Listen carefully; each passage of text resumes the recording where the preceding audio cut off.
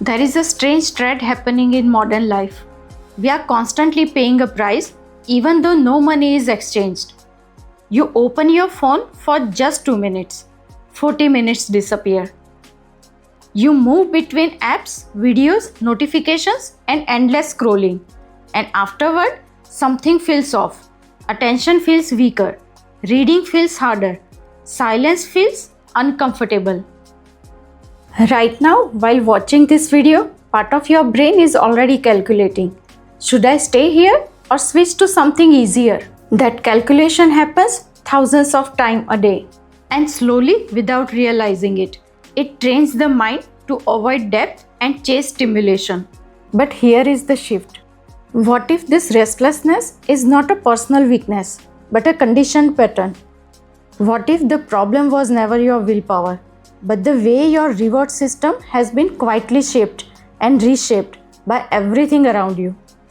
And what if an ancient framework developed thousands of years before the smartphone existed already understood this trap and mapped the way out? Welcome back to Untying the Knot with Trupti. I am Trupti, and today we are taking a deep dive into dopamine, not as a productivity hack, but as a way to understand the restless and constantly seeking nature of the conditioned mind. We will explore what modern neuroscience is discovering about dopamine, motivation, and addiction, and how these insights connect with what Vedanta has pointed toward for thousands of years. And by end of this, you will have more than a strategy. You will have a new way of seeing the mind itself. Let's start with the science. Dopamine. Most people call it the pleasure chemical, but that description is not quite accurate. Dopamine is not pleasure. Dopamine is seeking. It is the brain's motivational signal, the chemical that says, go, pursue, move forward. Scientists discovered this through a striking experiment. When researchers removed dopamine production in rats, something unexpected happened. If food was placed directly in the rat's mouth, it would eat. But if the food was placed even a shorter distance away, the rat would not move toward it and eventually starve to death. Dopamine is not about the reward. It is about the drive to reach the reward. And this is critical because it means that what modern technology has tapped into is not simply your sense of pleasure. It has tapped into your deepest motivational circuitry. Ask yourself this: why it is so difficult to put down the phone? Why does the next video, the next notification, the next scroll always feel like it might be important? Because it activates the seeking drive, not the satisfaction drive, the seeking drive. Every like, every ping, every short video that might be better than the last. These are small, effortless dopamine spikes, and the brain is designed to respond to them.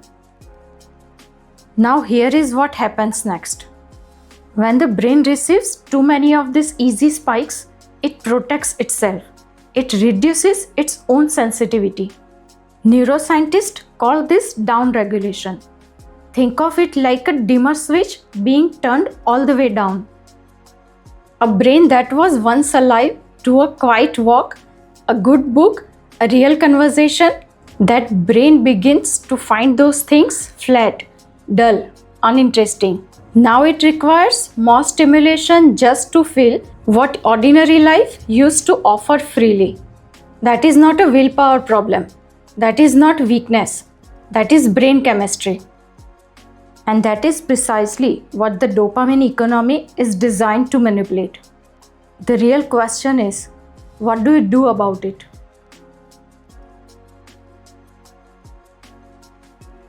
Now let's go a step deeper. The Katha Upanishad, one of the most profound texts in the Vedantic tradition, describes two paths available to the human mind in every single moment. It calls them Preya and Shreya. Preya is the pleasant path, easy at the beginning, immediately gratifying. It does not ask much of you, but over time, it creates suffering. Shreya is the beneficial path. It may feel uncomfortable at first. It requires effort. But in the long run, it brings clarity, depth, satisfaction, and a quiet joy. The Upanishad says the wise choose Shreya, not because they possess strong willpower or better self-control, but because they see clearly what prayer really offers. They see the mechanism. And when you see the mechanism clearly, not as an abstract idea, but as a lived recognition, you are no longer completely captured by it. But here is where the real problem begins. Every app, every platform, every notification is designed by experts whose job is to capture your attention. Modern technology operates in what we call a dopamine economy. Your attention is the product. Infinite scrolling, autoplay, likes, streaks, notifications. All of these are carefully designed to keep dopamine flowing in small repeated spikes.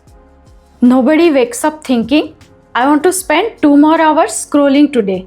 Yet, millions do exactly that, not because they are weak, because entire systems are designed to exploit the brain's reward circuitry. The real problem, the one that sits underneath the dopamine cycle, is what Vedanta points to as compulsive mental movement. The mind that cannot be still, the mind that reaches for the phone the moment there is a gap, the mind that encounters silence and immediately assumes something is wrong. Our current society has trained us to believe that discomfort is a signal of danger, that boredom is a problem to be solved, that emptiness must be filled. But here is what Vedanta tells us. Much of what we call suffering is not pain itself. It is our resistance to pain, our refusal to simply be with what is. When you escape boredom with a short video, you are not resolving the boredom. You are training the mind to believe it cannot sit with boredom. And what you train, you strengthen. Every moment of compulsive scrolling reinforces the part of the mind which cannot be still. Every moment of deliberately sitting with discomfort, even for 60 seconds, strengthens the part of the mind that can observe without being swept away. The brain, neuroscientists tell us, is always either reinforcing discipline or reinforcing distraction. Every movement is a choice, and the accumulation of those choices becomes the shape of your mind. This is what Vedanta points to as a Shreya, the path that may feel difficult in the beginning, but ultimately leads to clarity, stability, and freedom. The remarkable thing about the brain is neuroplasticity. What has been conditioned can also be reconditioned. Every repeated behavior strengthens certain neural pathways. Every habit trains the brain in a particular direction.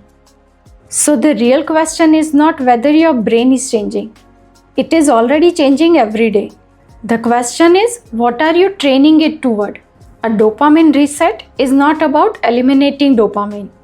Dopamine is essential for motivation, movement, learning, and survival itself. What we are really doing is reducing artificial overstimulation so the brain can recover its natural sensitivity again. At first, this does not feel pleasant. You may feel restless, bored, anxious, uncomfortable sitting still. But this discomfort is not failure. It is often the nervous system recovering from prolonged overstimulation. Most people quit at this stage because they assume something is wrong. In reality, the brain is beginning to recalibrate. And this is where the deeper shift begins. Not another productivity system, not another self-improvement trend, but a different relationship with the mind itself. Normally, a craving appears and action follows automatically. The phone buzzes, you check it. Silence appears, you reach for stimulation. Boredom arises, you escape it. The entire process happens mechanically. But now something changes. Instead of saying, I need to scroll right now, you begin to recognize there is a craving appearing in the mind. I can observe it without obeying it. That small shift changes everything. Because the moment you can observe a craving, there is already some distance from it. This is not suppression. Suppression only pushes desire deeper into subconscious, where it often becomes stronger. This is observation, seeing the craving clearly without immediately obeying it, like watching a cloud move through the sky. The sky does not fight the cloud. It does not become the cloud. It simply allows the cloud to appear and disappear.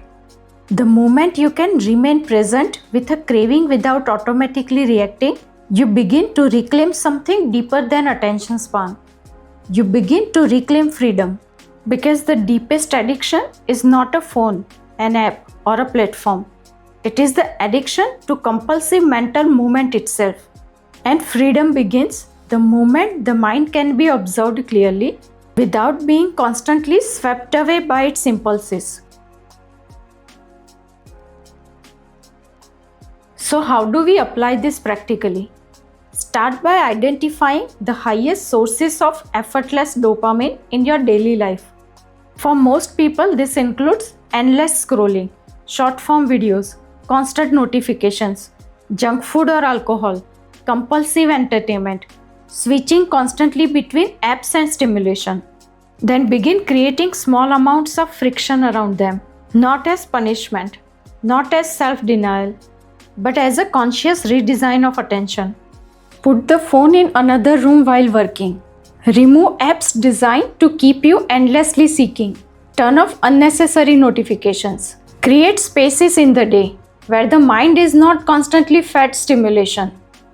This is simply making the path of immediate gratification, prayer, less automatic. Then deliberately move towards Shreya. Read a physical book. Take a walk without headphones. Exercise without constant distraction. Sit quietly for a few minutes without reaching for the phone. At first, these activities may feel dull compared to the intensity of digital stimulation. But slowly, the brain begins to recover its sensitivity. What once felt boring begins to feel calming and satisfying. Neuroscientists describe this as the brain restoring balance again. But Vedanta takes the inquiry even deeper. Right now, many people believe they are freely choosing their desires. But are they? Or are those desires being shaped continuously by algorithms, advertising, social conditioning, fear, comparison, and subconscious reward loops? The more unconscious and automated the mind becomes, the easier it is to manipulate. Real freedom begins when attention belongs to you again.